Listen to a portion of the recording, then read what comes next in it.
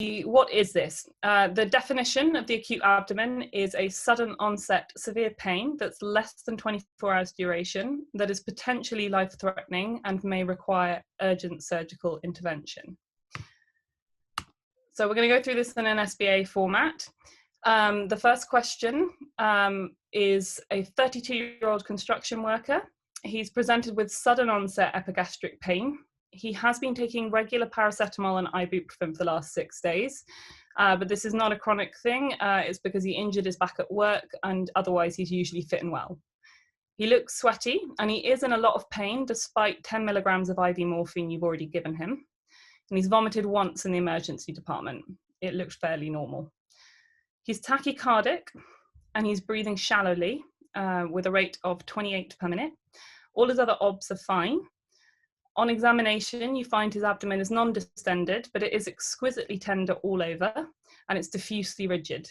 You do an erect chest X-ray, and it shows free air under the diaphragm. What is the most likely diagnosis here? I'll give you guys a moment to look at those options and answer, and then we'll go through why.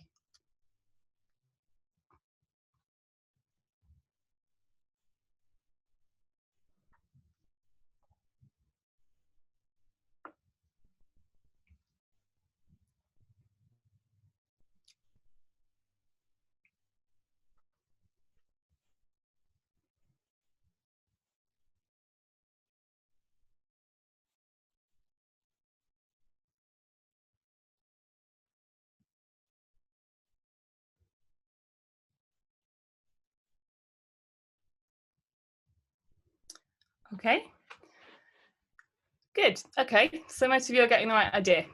But let's just go through some of the other options that would be your differentials potentially here. So the correct answer was a perforated duodenal ulcer.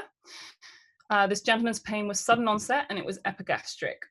His risk factor for this is that he was taking NSAIDs, and we don't know if he has been taking that with food, and it does sound like he's not on a PPI normally.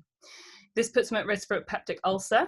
And I think the other clue here is that his pain is disproportionate, and then put that together with a peritonitic abdomen, and you're looking at a critical pathology.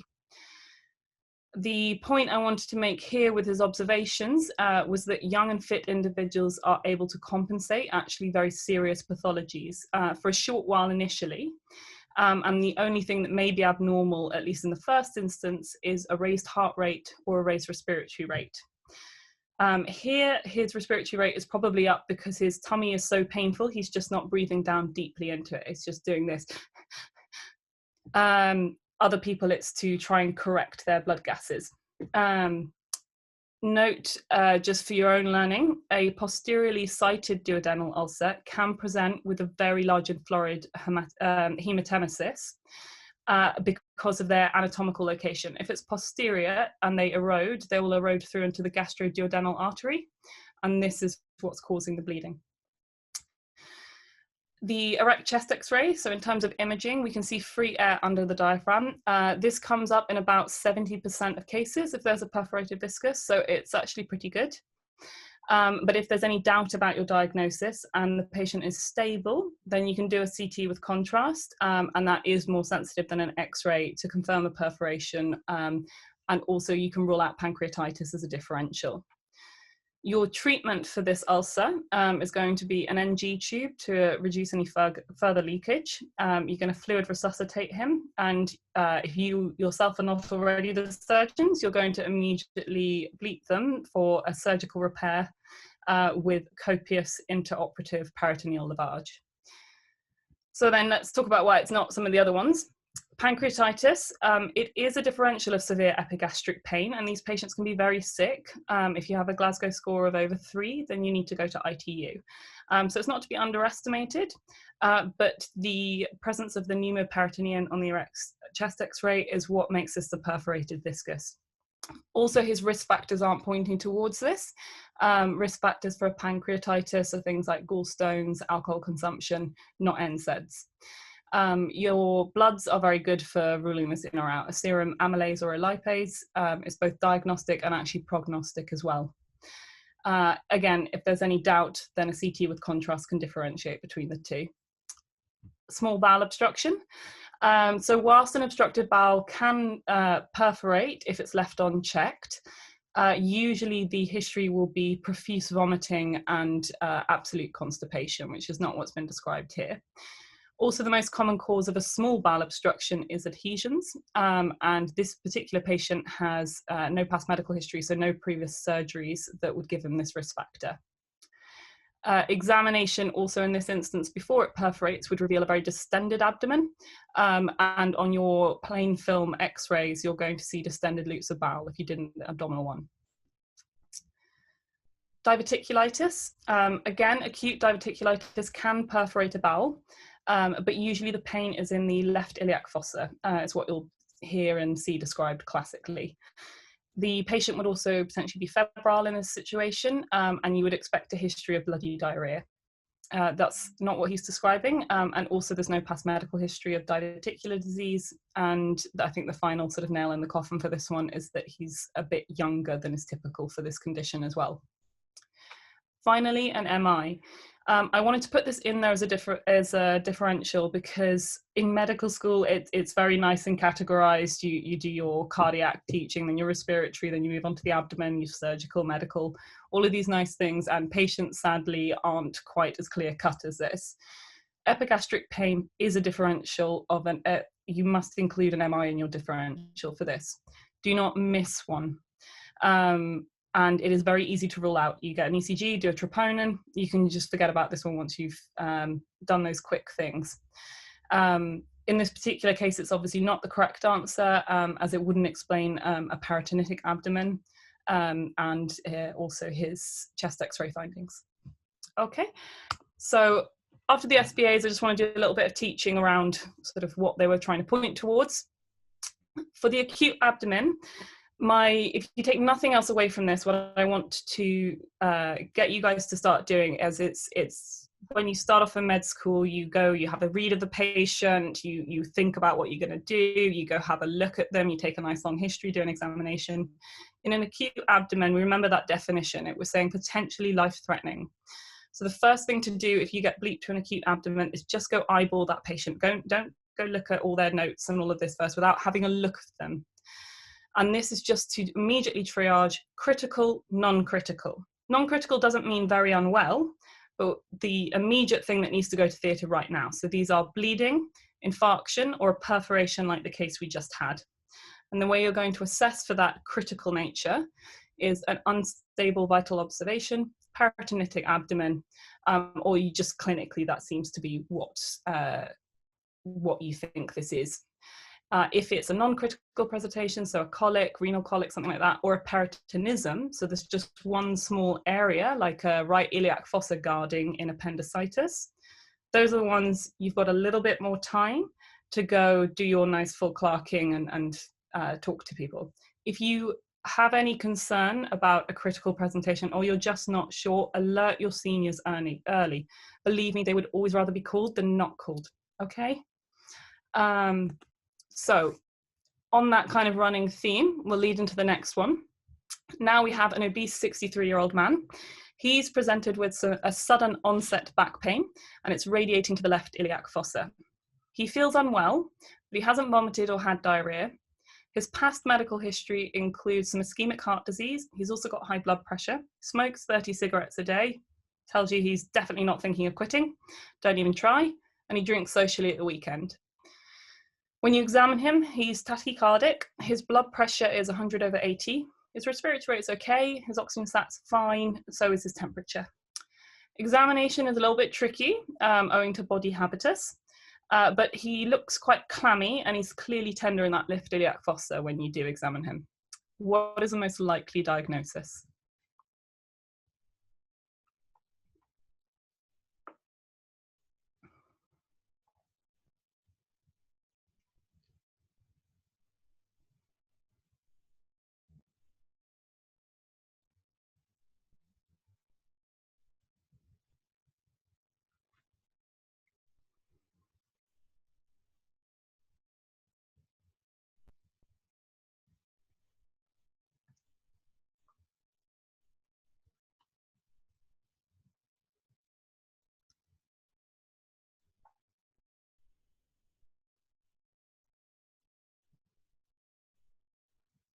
Okay, so a bit more of a mixed picture.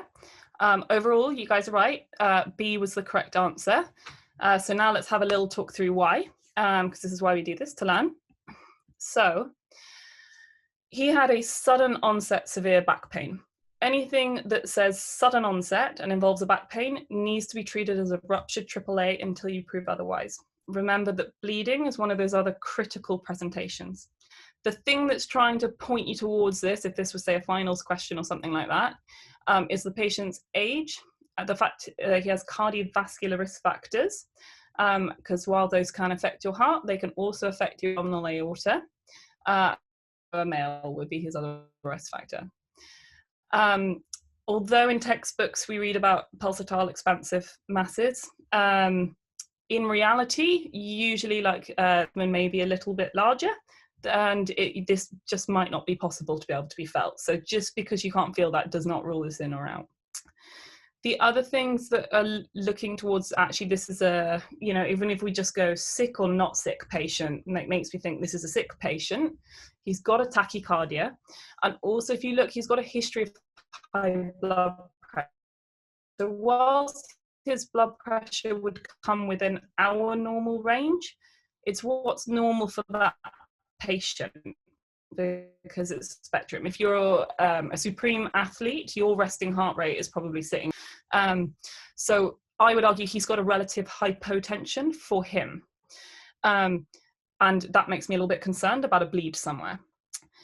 The reason why this is important to think about in a AAA is because this, as I'm sure you know, has a terrible prognosis. 50% of patients die from the initial rupture and they never reach hospital. These are usually the patients that have ruptured intra-abdominally. The ones that make it to hospital, typically the reason why they've been able to do that is because it's ruptured and it's gone into the retroperitoneum. So either it's been contained there, or sometimes just enough that a small clot, you're going to dislodge that clot or cause worsening bleeding. So these are actually one of the few patients, although we like to replace like with like, so ideally blood products, actually you aim to maintain what we call a permissive hypotension, which is about 90 to 100 systolic blood pressure. Just to lower that score of bleeding and death for him. The treatment for this is immediate laparotomy, and either you then have an open repair, or you can do an endovascular repair, which is EVAR. Either way, outcomes are still very, very poor. A sigmoid volvulus, moving down, this is where a loop of bowel has twisted on its mesenteric axis. Thus, it presents with features of a bowel obstruction. So there would be vomiting or absolute constipation, which again, we haven't seen here. You may have peritonitis later, because if you occlude the mesenteric vessels, if they're all twisted up, this can lead to bowel necrosis and gangrene. Acute appendicitis, so this obviously classically presents as your periumbilical pain, but it tends to move to the right, not the left iliac fossa. The onset is usually also a bit more progressive than we're seeing here. Sudden onset, you've got to rule out a vascular cause. And also the patient may be febrile. You may get a Rovsing sign, so pushing on the left-hand side produces pain on the right-hand side. In terms of a renal colic, the history of back pain that radiates the left iliac fossa, you might be thinking maybe this is more of a loin to groin pain, and you can mistake ruptured AAAs for renal colic. The reasons why this is not the case here, renal colic is actually rarer in those who are over 60. And also the patient here has cardiovascular risk factors. If you're getting renal stones and you're over 60, it's very possible, but you might well have a history of chronic renal stones, or have a precipitating factor like a long haul flight recently. Also, again, I can't emphasize enough, this was completely bam, sudden onset, and that's not the history in renal colic, which is, well, colicky in nature. And it wouldn't also explain your hypertensive shock, which he's starting to get into with that tachycardia. Finally, the acute diverticulitis. Again, this can be easily mistaken for ruptured AAA because of this left iliac fossa thing. I know in more junior medical textbooks, the AAA is described very neatly as this radiating through to the back pain, but actually in reality, or certainly for my exams, which were MRCS, this question comes up with a left iliac fossa pain, and it's a safety point that they're trying to get you to not miss the ruptured AAA. So moving then on, the teaching I wanted to give around this is when you approach a patient, I don't know what grades at med school you are at the minute, but I know when you start off in third year, you start off in clinical, you're all quite keen and excited, but everyone just starts learning a lot of lists, and they learn the lists, and that's how you're going to pass the exam, and you probably do pass the exam. The problem with lists is that when you are a doctor and you're on your fourth night and you've got 3 other people to see, you forget stuff on lists, and if you were to forget the ruptured AAA, that's incredibly serious. So I'm going to talk about now a way to start to structure your thinking. So if you're more 5th year or approaching your final years, might be 6th year if you're Imperial or Oxbridge, start to try and structure differentials. It's not about learning a comprehensive list, it's trying to think about a couple for each. So a couple of the common ones, and then rule out rare but serious, which are those critical pathologies we've been talking about. So 2 ways. You can either do it by location. This is not personally the way I do it. I'll move on to the way that I do it, but whatever works for you, honestly, I don't mind. The ones that I want to point out about here, because I won't go over all of these, you may have a ruptured ectopic presenting as right upper quadrant pain. And that is because if it's already ruptured and there's blood, if it gets between the liver and the diaphragm, it can irritate the diaphragm and cause that right upper quadrant pain, or even shoulder tip pain through referred pathways. So don't just think of biliary pathologies if we're getting around this area. The other ones I want to point out, I've put in epigastric, I've put that MI that we went through in the beginning. Is similarly in umbilical pain. Do not forget a testicular torsion. We've already been through AAA, so I won't go through that one again. But because of the way the testes descend down the gubernaculum, embryologically, you can get referred pain from a torsion presenting around the umbilicus.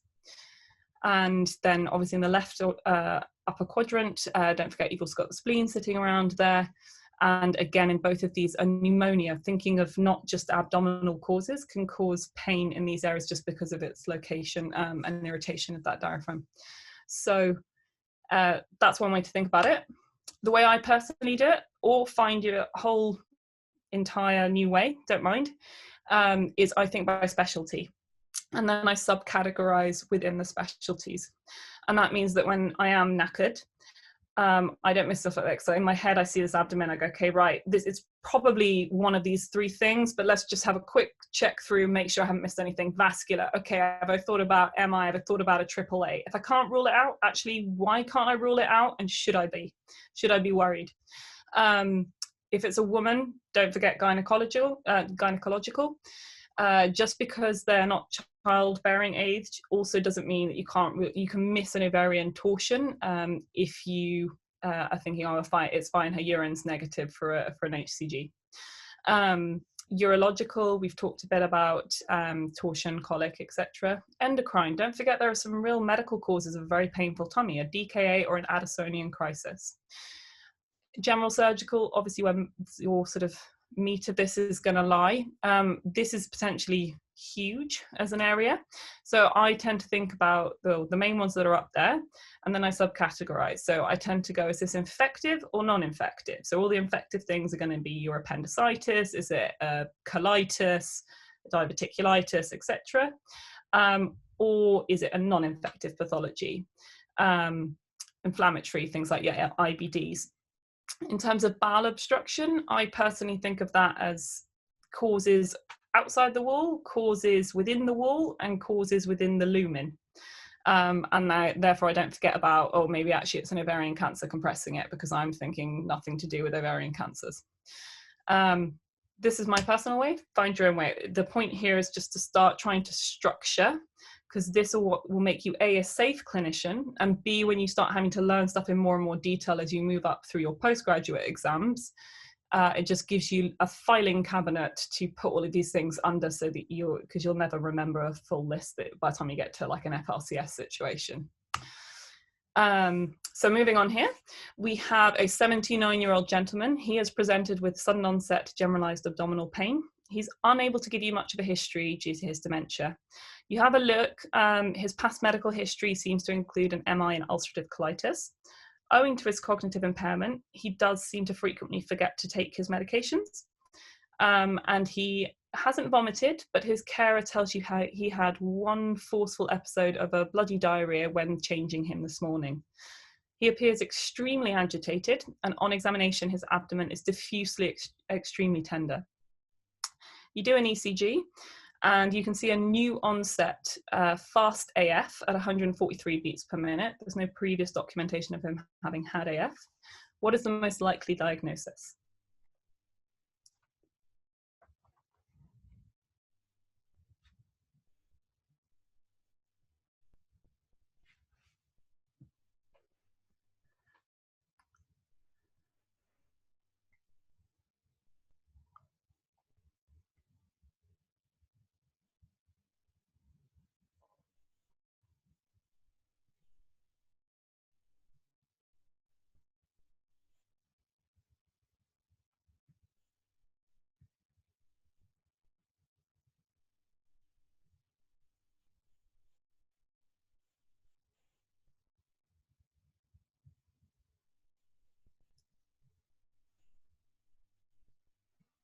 Okay, so we're kind of split there between a UC flare and a mesenteric infarction. I'm pleased to see that a bunch of you did go for E. That is the correct answer.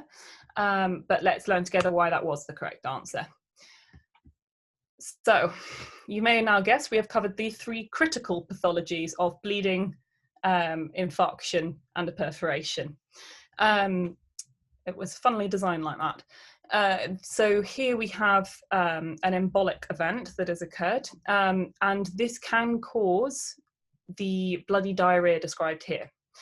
The thing that I want to point out that's slightly different is it describes one singular forceful episode, not something that's been building up, getting worse over several weeks.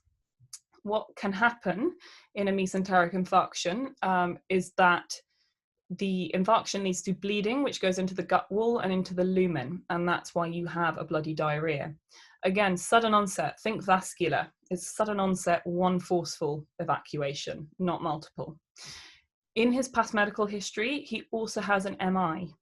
So a mural thrombus may well have embolized down into his gut. It's not just strokes we worry about. It can happen elsewhere in the body. Also, he's very agitated. People who have dementia, you get sent to see nice ones to Clark when you're slightly more junior because they can give you good histories. A lot of the time people can't. If you have someone with dementia, if they are more agitated than normal, that is a sign of pain potentially, or something very serious. Try and take what you can from them. They may not be able to tell you exactly what's going on, but they can help you, and you can use your eyes and look and you can find stuff. Also think that if he has got dementia, he may well be non-concordant with any anticoagulants he is on, which would give him the risk factor for this. And really the key clue in this was a new onset AF. That is actually a very suspicious sign of a mesenteric infarction, and it's something that I don't remember being covered all that well at my medical school, but it's something that's been really plugged into me postgraduately. The way you can look for a mesenteric infarction is to do an arterial phase CT. It's one of the most sensitive investigations for this. The treatment of this acute event would be an immediate laparotomy and resection of any clearly infarcted segments by this point. And then what you tend to do is the ones that you weren't quite sure about is you do a second relook laparotomy the next day. And if they've returned to being pink and healthy, great. And if they're not, then you need to take out those other query sections. You can consider things like an embolectomy of the relevant artery, but this tends to be more used if necrosis hasn't occurred yet. So just chatting through the differentials again.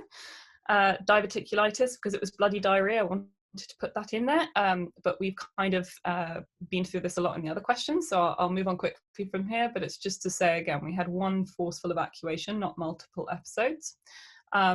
The patient may well be febrile in a diverticulitis, and it also wouldn't explain a new onset fast AF.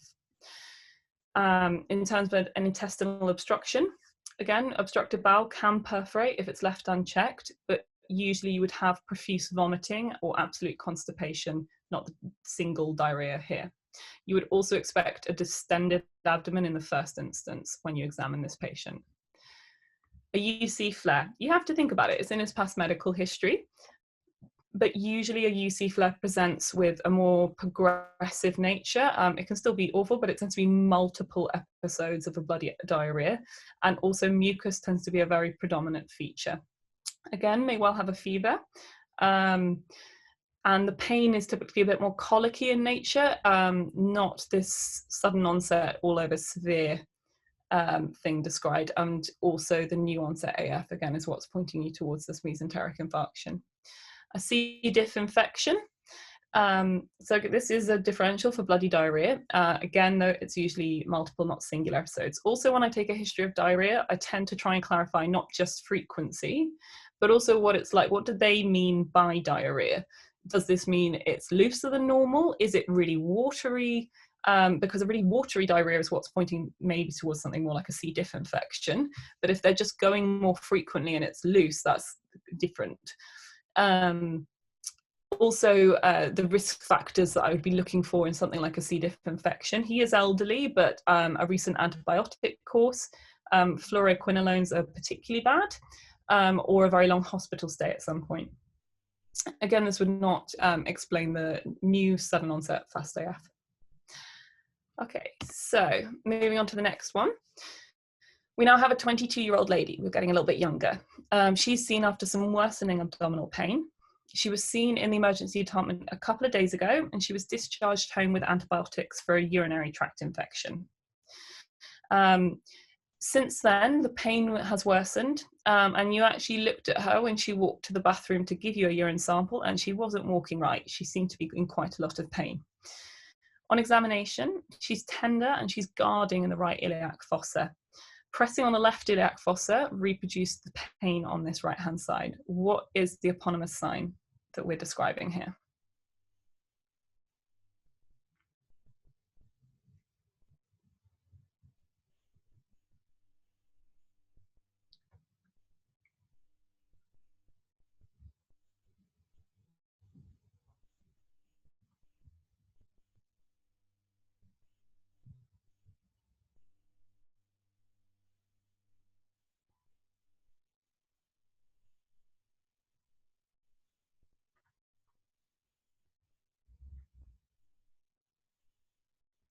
Bingo. I thought I'd give you guys a little bit more of a break. The first ones are a little heavy.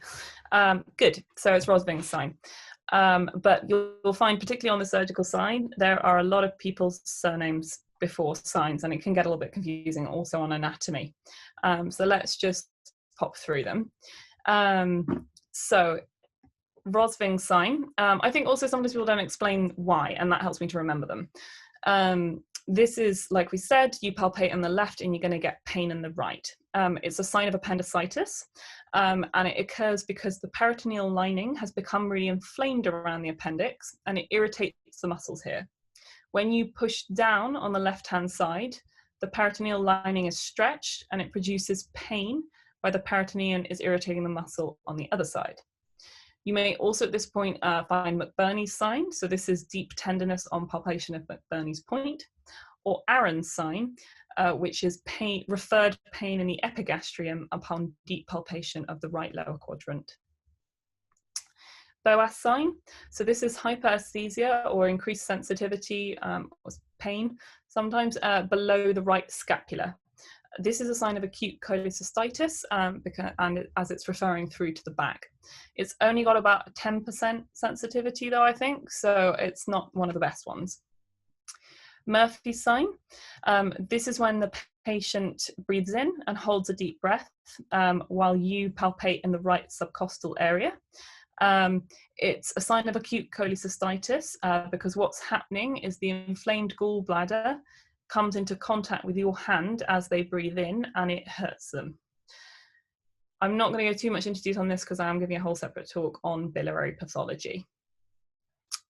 Cullen sign.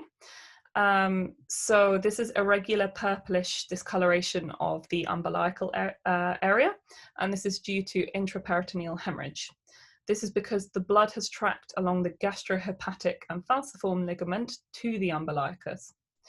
Commonly, we attribute this to acute hemorrhagic pancreatitis, but it can be found with any intra-abdominal hemorrhage. Other examples that may cause this would be a ruptured AAA or an ectopic pregnancy. Gray-Turner's sign. So this is bruising of the flanks area due to retroperitoneal hemorrhage. Commonly, again, it's hemorrhagic pancreatitis, but this can be found again with any retroperitoneal hemorrhage, like our ruptured AAA that we had in the beginning, or blunt abdominal trauma. There are two pictures of it here. The top one is your Gray-Turner, and then you have Cullen's below. An aid memoir that I used to use when I was more junior was Gray-Turner is 2 words and you have 2 flanks, and Cullen's is 1 and you have 1 belly button. Moving on to our next SBA, we have another female. She's 27 years old and she has got some right upper quadrant pain along with a fever. Her last menstrual period was 2 weeks ago and she was last sexually active 10 weeks ago. They didn't use a condom. She is on the oral contraceptive pill. Her past medical history includes an appendectomy, and while she is febrile, all her other OBS are stable. You do an abdominal examination, and she is very tender in that right upper quadrant. You are a diligent, good A&E SHO, and you do a bimanual vaginal exam, and you find cervical excitation. Her urine dip shows leukocytes, but is negative on a pregnancy test. The blood show a leukocytosis, but otherwise are pretty normal. What is the most likely diagnosis?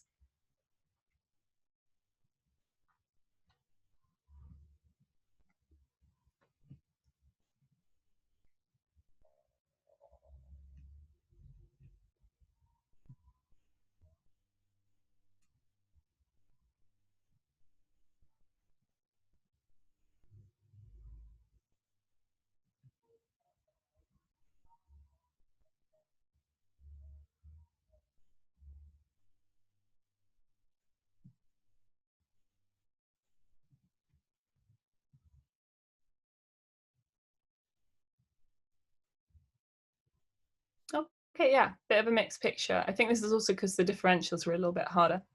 So the correct answer was actually B. It was Fitz-Hugh-Curtis syndrome. So Fitz-Hugh-Curtis syndrome, you may not have heard of before, but this is when PID, or pelvic inflammatory disease, causes perihepatic inflammation, which is what gives you the right upper quadrant pain, or even referred shoulder tip pain. And you may also see fine perihepatic adhesions where you do surgery. The clue in this was her bimanual had cervical excitation, which is a sign of PID. Usually a common culprit is chlamydia. And in terms of her past medical history, it's really important to not be afraid to ask about sexual history and menstrual periods. They are relevant in women if you're trying to rule out gynecological differentials. So what has happened here is she has had sexual intercourse which may have had contraceptive cover, but no condom, which will not give you an STI cover. If she contracted that 10 weeks ago, it has had time to become very chronic and to start leading into Fitz-Hugh-Curtis syndrome. You can confirm the diagnosis with a high vaginal swab, and treatment is usually the antibiotics that we use are doxycycline or azithromycin. Sometimes they even need a few days of IVs.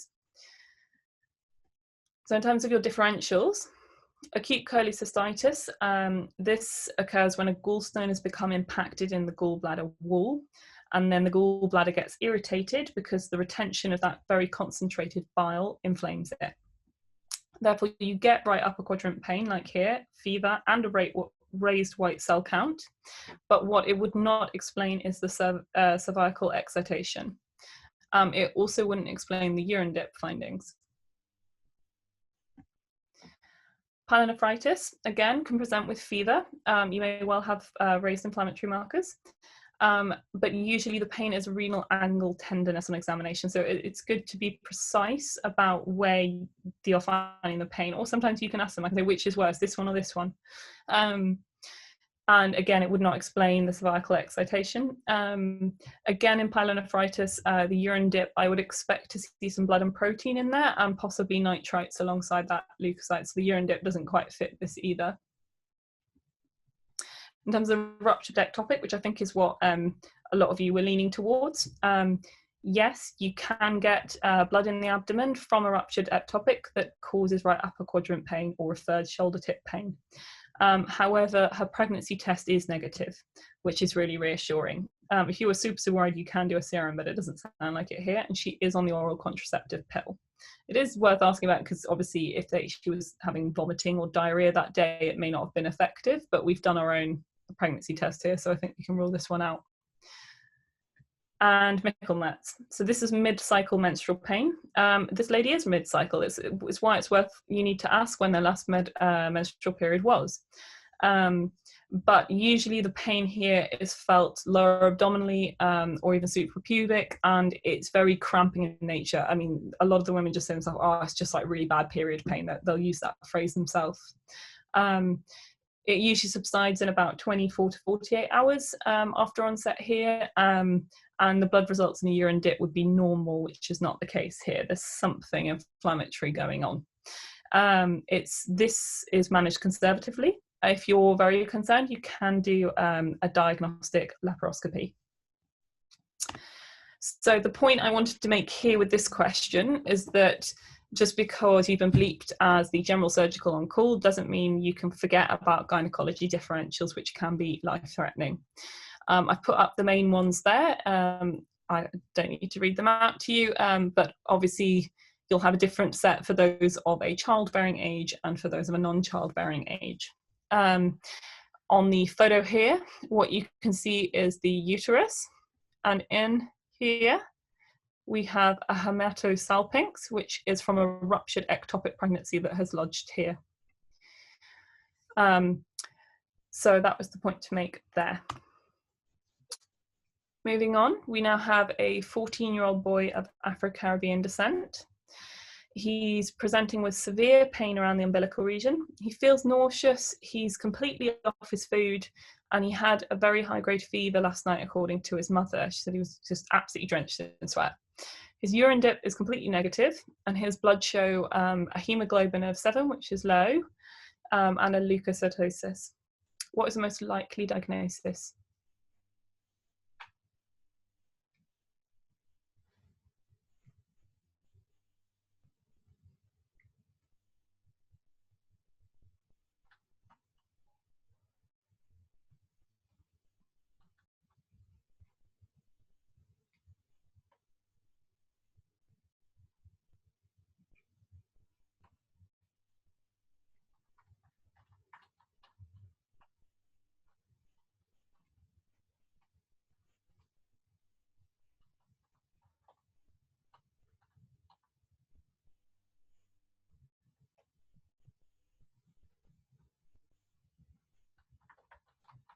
Good, okay. Majority of you have that.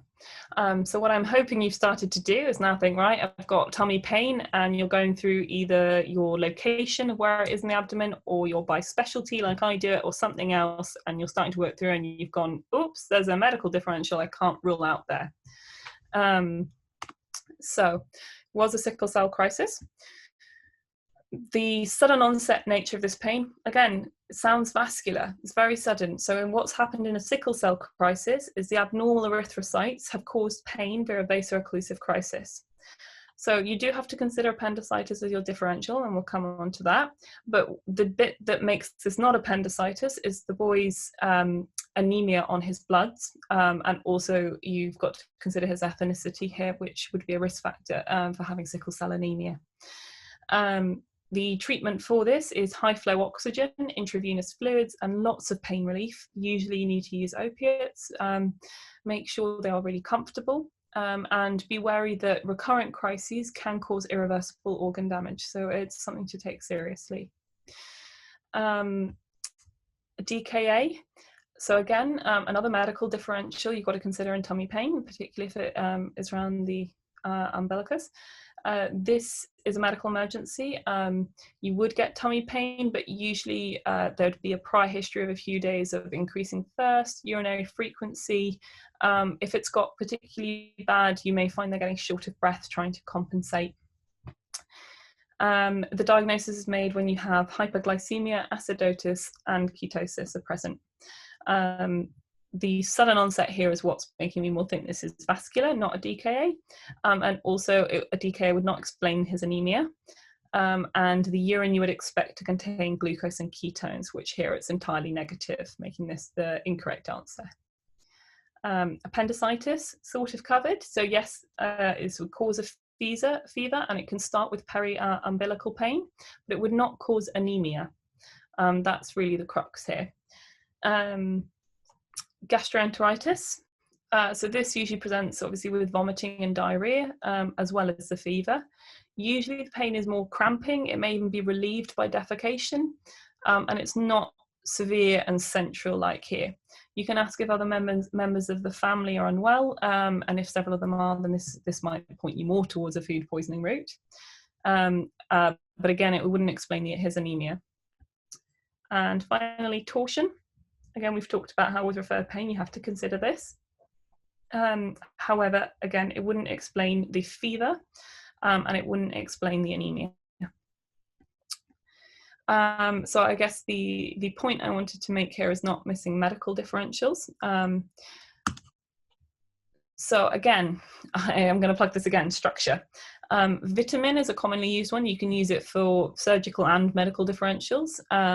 So here are the other things to be thinking about. So grouping them: vascular, MI, pericarditis, PE, sickle cell, infective, gastroenteritis, if they've got a fever, other sources of that, a pneumonia, or even a mesenteric adenitis.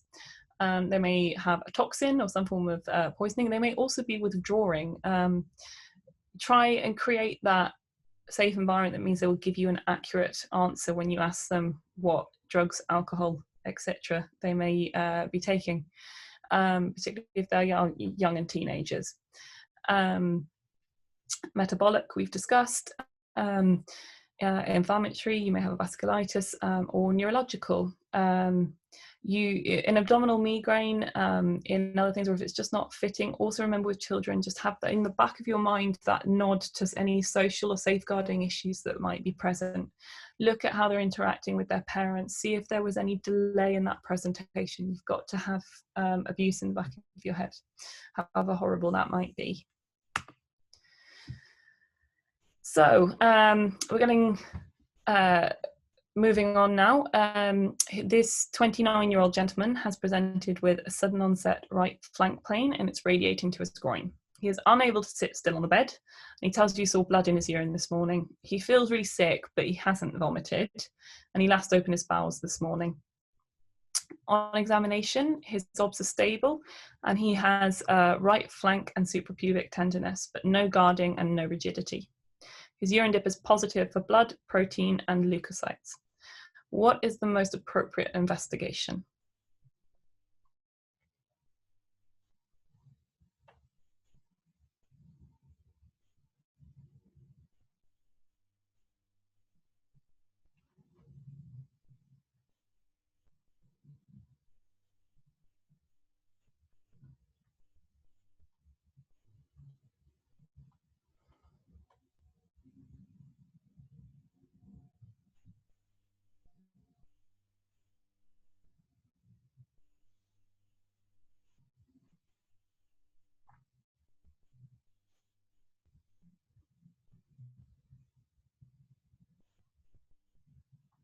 Good, okay.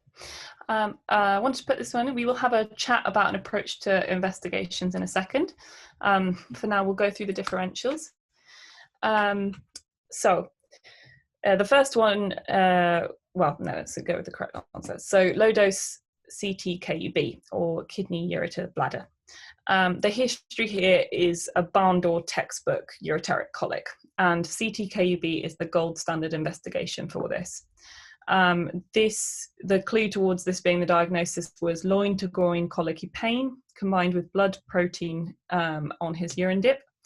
And whilst a CT-KUB cannot exclude the presence of infection or obstruction, the reason why it's useful to your urologist is because it can show features like perinephric stranding or a hydronephrosis.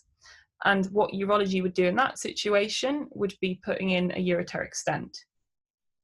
Also now these helical CT-KUBs are performed at such a low dose, you can worry less about that radiation exposure. A CT of the abdomen with contrast. This is useful if you're suspecting a perforated viscus. However, here, his obs are all stable. I'm putting him in that non-critical category. He doesn't have parotinism on his abdominal exam, and he's not vomiting or got absolute constipation. So it's not pointing towards an obstruction, which would be the other thing that this would be useful for. The reason why you need to have a little think about this before you request your CTs is because if you give IV contrast, you can make renal stones a lot harder to see. And if you're not sure, have a chat with your radiologist. They are really helpful. Abdominal ultrasound. So whilst an ultrasound can obviously show renal calculi and hydronephrosis, it has a lower sensitivity and specificity than a CT-KUB. It's not the gold standard. Now that CT-KUBs are this lower dose, we worry less about that, and that's why we've moved away into doing CT as our gold standard, not abdominal ultrasound. However, if you were suspecting a biliary pathology, this is when you would want an ultrasound, because that is better for looking at the biliary tree if there were gallstones suspected as opposed to renal stones. Plain film abdominal X-ray. So the history here points towards a renal calculi. This is not an indication for an abdominal plain film, as only about 60% are radio-opaque. If you are suspecting a bowel obstruction and perforation, this is great because an abdominal X-ray is simple and easy to get, and in combination with an erect chest X-ray, you can rule out pneumoperitoneum or distended bowel loops. So that is the reason why you're getting it, is to rule out your differentials rather than confirm your diagnosis. X-rays are sometimes used in the non-acute setting when it comes to renal stones. So for those who are, say, metabolic stone formers or have another reason that means that they get recurrent kidney stones, and we don't want to be CTing them from age 18 or sometimes even younger, if they have known stones that are radio-opaque, then the next time they present, you can try just doing an X-ray in the first instance. What it is most used for, though, however, is that you can determine if this stone would be suitable for, I don't know if you've heard of ESWL, but it's extracorporeal shockwave lithotripsy. So it's a very highly pulsed ultrasound, essentially to break up the stone, and that's done in an outpatient clinic. So it can help your urologist guide what treatment may or may not be appropriate for the patient as well. The top one, no imaging, take to theatre, was more just to make a point about acute appendicitis. If you are suspecting it, it is a clinical diagnosis and not one that's performed through imaging. Sometimes we do image if we're not sure, but if you think this is appendicitis, actually what you need to be doing is taking this patient to theatre without imaging, or you just shouldn't delay it. But if this was appendicitis, I would expect right iliac fossa pain with it and a febrile. Please be aware, the reason partly why I structured the earlier one with the female lady struggling to get to the loo, a urine dip can contain leukocytes in appendicitis. So make sure you've ruled out appendicitis rather than just putting it straight down to a UTI. And for me personally, I get so much information just watching my patients walk from the waiting room into the cubicle if I'm in A&E. Someone who can keep up with me walk at a normal pace, and those trolleys are actually quite high a lot of the time. The ones that can chump themselves up, and I say, well, actually, can you shuffle up a bit, and they can wiggle the bottom straight up and they're completely fine. That's a very different type of pain where it seems far less surgical than the person who is guarding walking. They don't like moving that area. They'll take one look at the high trolley, look back at you, are not particularly impressed, and then proceed to get on it sort of with their shoulders up near their ears even, and just keeping that abdomen really, really still. That to me is telling me quite a lot already, and I haven't asked a single question yet. Okay, so just use your eyes, you can pick up all this stuff. So investigations, again, find a way to structure it, because that way you don't forget them. I personally like to think of ones I can do at the bedside, moving slightly away from the patient, so bloods, because they get sent off to a lab, and then my special imaging. So things you can do at a bedside, ECG, if you're worried about an MI, if you're looking for a new onset AF, things like that. Erect chest x-ray and abdominal x-ray, we kind of covered why you would do these. And you can do your blood gases, which will give you an instant HB. Although be warned that in acute blood loss, the HB doesn't always necessarily drop immediately. You need to wait a few hours for that dilutional effect to occur. So if they look sweaty, clammy like that, and they're hemodynamically unstable, just because your VBG is fine, don't treat the patient, not the numbers. It'll also give you quickly your electrolytes to have a look at them, and you can then obviously look at the pH and whether or not this person has a metabolic acidosis or whatever you might be suspecting alongside that, and it will give you a lactate as well for those that are potentially septic. In terms of your bloods, full blood count, well, you can see the list there. Again, I would advise you, I always look at bloods in the same way, whether I've been at different hospitals, some of which are on paper, some of which are on electronic systems. Either way, I check the bloods in the same order, because then again, when I'm knackered, I don't miss something. Or if I am worried about a patient later at night and I think, oh gosh, actually, did I see that potassium? Was I sure it was normal? I know that if I did it in my methodical way, I will have looked at that, and I know myself, and I will have actioned it if it was abnormal. So for me personally, I look first of all at the white cell count, and then I look to see whether it's a neutrophilia or is it lymphocytes. Then I look at the CRP to sort of look at that full inflammatory profile. I look at the HB, and then I look at platelets, which are also can go up. And then in terms of your abdominal differentials, using these are going to be helpful either for pathology or knowing whether or not you can give your patient contrast. Your radiologist is going to ask for that, and you can look for any electrolyte abnormalities. Amylase helps you with a pancreatitis differential, and LFTs for your biliary pathologies. Practical bits, doing a clotting and a group and save will make your life a lot easier later if it turns out actually that UTI was an appendicitis. They're now going for theatre, except, oops, there's no group and save on the system. So you can just save yourself that. It's one extra bottle. In terms of special imaging, this particular case we talked about, CT-KUB was the most appropriate, but there are some others to consider which we've been through. So now we have an 88-year-old lady. She's presented late at night. She's nauseous, she's vomiting. She's got colicky abdominal pain, and she tells you she hasn't passed stools or even wind for 2 days. On examination, her abdomen appears slightly distended, and the right iliac fossa is tender with guarding. There is a tender, irreducible globular swelling, both inferior and lateral to the pubic tubercle, and diagnosis of an obstructed femoral hernia is made. Here we're going to talk about treatments. What is the most appropriate definitive treatment, do you think, for this lady?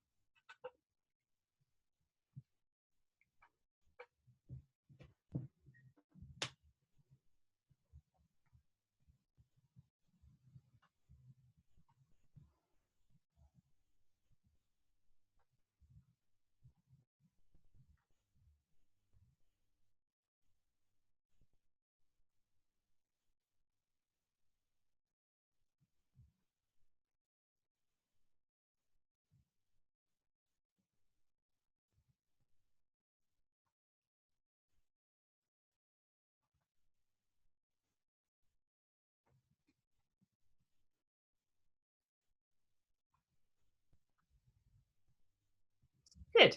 Okay, majority of you have it. Okay, so now, so talking through these ones, the correct answer was you are taking this lady for theatre overnight. So I think sometimes, particularly when you're in USHO, the scary bit is thinking, is this something I'm getting seniors for out of bed, or is it a phone call and we put it first thing on the next list? This one is one that is going to theatre overnight. So the swelling that is inferior and lateral to the pubic tubercle, that is the classic description of a femoral hernia. They account for about less than 10% of groin hernias, and but are much more common in women, particularly elderly women. The key bit about them is they present a much higher risk for incarceration and strangulation. So here, that's exactly what's happened. The patient has clear features of an obstruction. What has probably happened is that it's small bowel in that hernia, and that's what's causing the obstruction. It's not large bowel. What happens is the small bowel will distend and distend, and this can then lead to perforation, either from overdistension proximal to this, or from an infarct around the strangulated segment, both of which are going to give you a fecal peritonitis, which will significantly worsen the outcomes for this patient. So this is one of the situations where delaying theatre even till morning, you're going to increase her morbidity and her mortality. So this is one you get your seniors out of bed for. So we've chatted a little bit about the next one then. You wouldn't wait for the morning list because it is going to worsen her outcome because of this increased risk of gangrene and perforation. Diagnostic laparoscopy. If you're suspecting an ectopic pregnancy, or you're not quite sure about this, this is one indication, and then they may add on taking out a tube at that point. Or in the less acute setting, endometriosis, you can diagnose this way. However, here, this lady is not of childbearing age, and there's not the correct diagnosis. A rigid sigmoidoscopy and insertion of a flatus tube. So this is the first line treatment of a sigmoid volvulus, and so that's not the pathology that's being described here. That mass, like I said, that's below and lateral to the pubic tubercle, that's not a volvulus, that sounds like a femoral hernia, and that's leading you towards this emergency laparotomy situation. It may also be described as medial to the femoral pulse. A Hartmann's procedure, which is a sigmoid colectomy and formation of an endocolostomy. This is indicated in acute diverticulitis that has been complicated either by a perforation and a fecal peritonitis, or a peritonitis that's secondary to a cancer.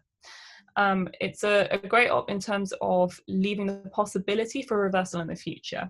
The reality is only about a third of them actually do get reversed, either because of patient or surgical factors later down the line that make it tricky, but it leaves that possibility.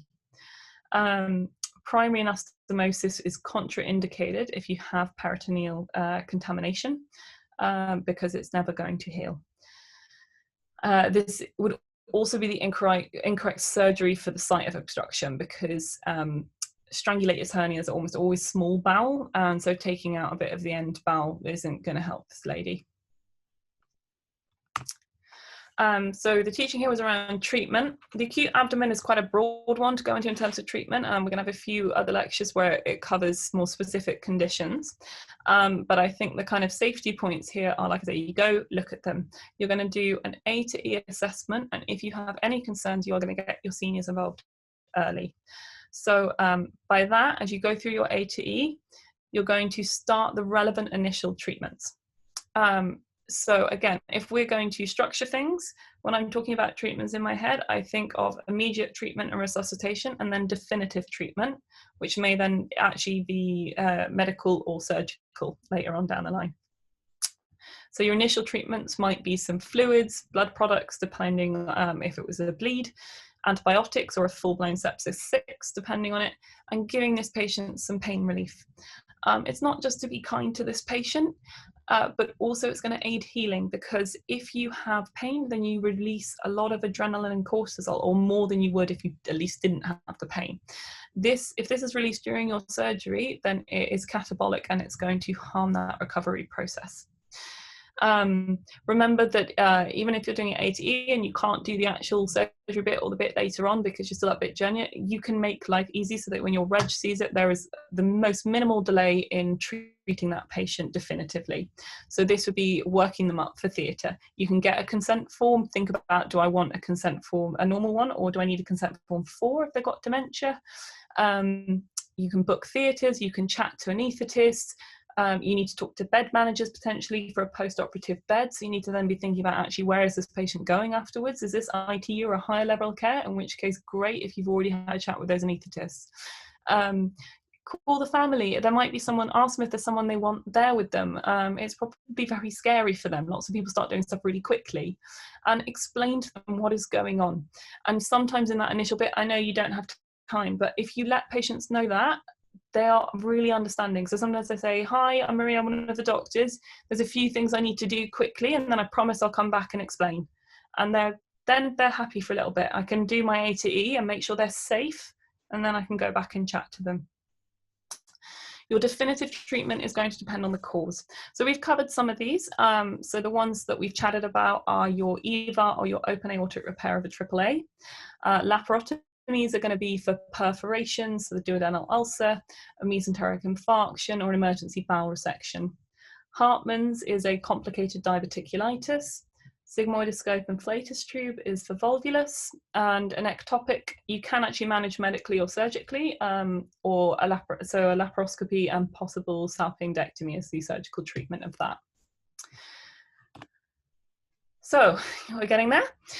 We now have a 10-month-old baby boy who develops rapid onset abdominal pain. His mother tells you he's been off his food and he's just not been himself for about 3 days prior to this. She thought maybe he had a little bit of a virus or something.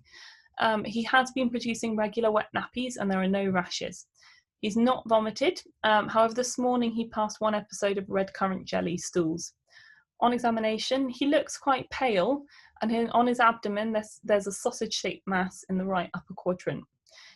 That boy screams his head off when you try and draws his legs up to his tummy every time you try and touch it. What is the most likely diagnosis?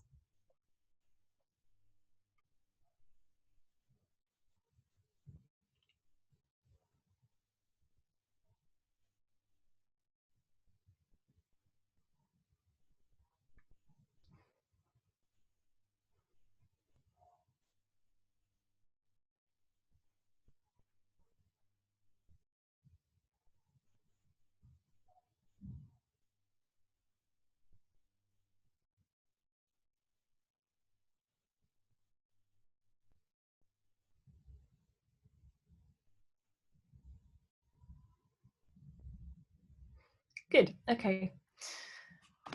So correct answer, the majority of you are right, it was intussusception.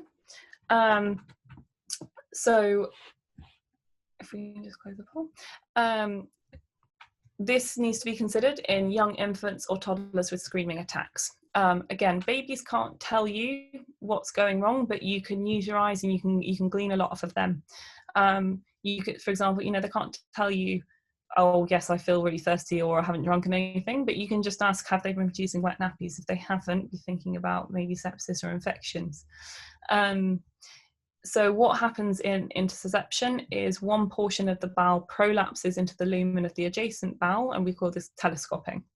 The sort of absolute golden card in this is the red currant jelly stools. It's the classical textbook description. If you get an exam question, this should start ringing alarm bells in your head. This is where you then get the sausage-shaped mass is the telescoped bit that you can feel. Often this is preceded by a history of being sort of non-specifically unwell for 1 to 3 days prior to this. And he's also the correct age group. So again, children will have a different set of differentials depending on how old they are. This is most common in 3 months to 12-month-old children, so he's bang in that. For your own learning, 75% are ileocecal in location. In terms of treatment, if the child is relatively well, pneumatic reduction under fluoroscopic guidance can be attempted. However, if they're really unwell or you suspect a perforation, then you do a laparotomy. So Crohn's disease is differential. This presents later than this, usually young adolescents, not as an infant. The history may involve bloody diarrhea, but like I say, it would be a longer one, and also the sausage-shaped mass would not be a feature. You may also get additional signs of malnutrition or anemia in these children. And you should ask in young children if they're progressing with their weight correctly. A viral gastroenteritis, again, presents with vomiting or diarrhea and may be accompanied with a fever. The stools would be watery, but red currant jelly would not be the description. Others of members of the family, like we've talked about, may also be unwell in this. Most common in children is a viral gastroenteritis, not a bacterial one. Pyloric stenosis, so I think this is the other one that can sometimes get muddled. This presents with a history of projectile vomiting after feeds, not the bloody diarrhea. The mass is sometimes, I think, the bit that gets muddled because the for pyloric stenosis is hypertrophy of the pyloric sphincter of the stomach.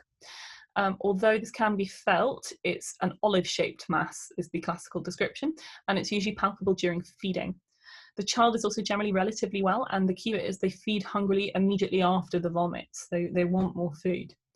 It also presents a little bit earlier than this baby boy here. It's most common in 6 to 8-week-old infants. And finally, mesenteric adenitis. This you've got to think about with generalized abdominal pain and a fever, but it shouldn't be producing that red currant jelly stools or a sausage-shaped mass. This could be preceded by an upper respiratory tract infection, so sometimes that's your little clue in a question. Common pathogens for this are adenovirus, EBV, E.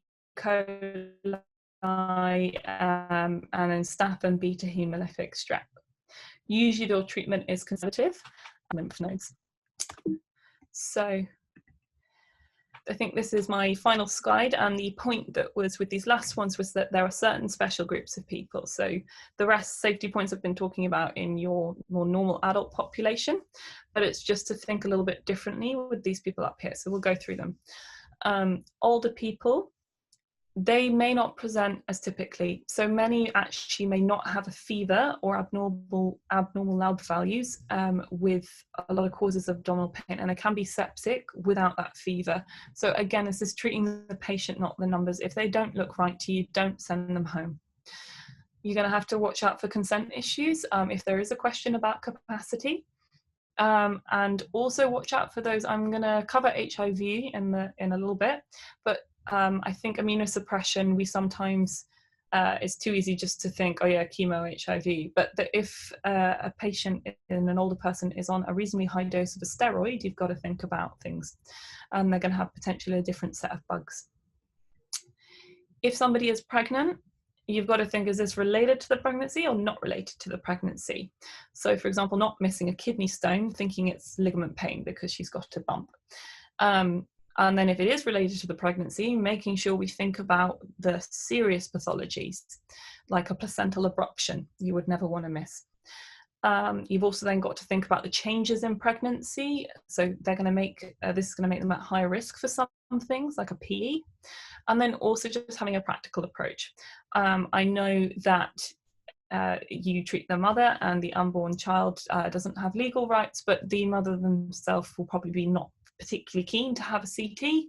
And I think if she's well, it's reasonable to work jointly with your patient because it's also autonomy, and you can try an ultrasound first to look for renal calculi, for example. Children are not little adults. They have their own spectrum of diseases, a lot stratified by how old they are. There are other pediatric lectures on Quesmed, so this is why I don't want to cross over with them too much here. Just remember, if you're seeing a child acutely, thinking of those safeguarding issues in the back of your mind. Also remembering in children, the young adolescents, or even young fit 20-year-olds, that they can compensate, and an older person will sort of go down like this and tends to sort of let you know that things are not going that well. The young have a slightly scarier pattern of looking completely well and then elbowing off. So never ever send home a child with abnormal obs, even if it's just a slight tachycardia, would be my advice.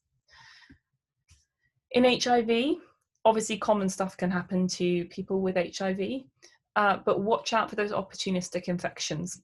So if you're thinking of something infective, just think of a slightly broader range for these people. So CMV would be one, Mycobacterium avium complex, Cryptosporidium, and then also to think of relevant neoplasms with them, like Kaposi sarcoma or lymphoma. So I think this is all of the lecture part of it. I think now we're going to move on to questions.